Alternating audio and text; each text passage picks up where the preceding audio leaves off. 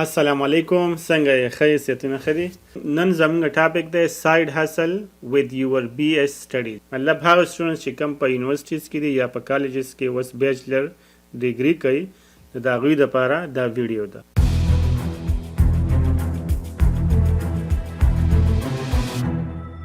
خان what is side hustle؟ side hustle هغه یو کار چې کوم تاسو د خپل سټډي سره یا د جاب سره سایډ ته کولی شئ، تاسو سره فری ټایم وي، او که فار ایگزامپل پارټ ټایم جاب شو، ټیوشن اکیډمي شوه، یا ویډیو ایډیټینګ، یا یوټیوب، یا بلا بلا ګوګل وغیره. او د دې نه مخکې چې تاسو به ساید هسل شروع کوئ، د ټول نه ضروري خبره دا ده چې به چوز د رایټ ساید هسل. مطلب می دا دی چې داسې ساید هسل چوز کوئ چې هغه ستاسو سټډي ته او ستاسو کریر ته ان د فیوچر فایده درکوي.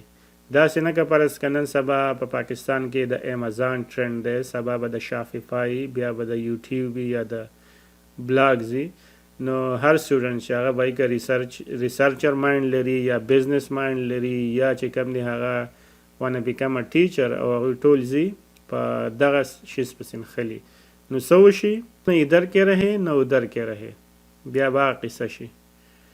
نو دا شی مه کوئ. اولنۍ خبره څه؟ چوز د رایټ ساید هسل. بل د ساید هسل فایدې څه دي؟ باید چې فایدې خو در یو تاسو ته که فرض که تاسو رایټ ساید هسل چوز کړو، نو تاسو چې کوم یا جاب کریر دی هغې ته به ډېره غټه ویلیو ایډ کړي. څنګه چې کوم په مارکیټ کې ریل لایف یا ریل ټایم سکلز دي، هغه به تاسو زده کوئ.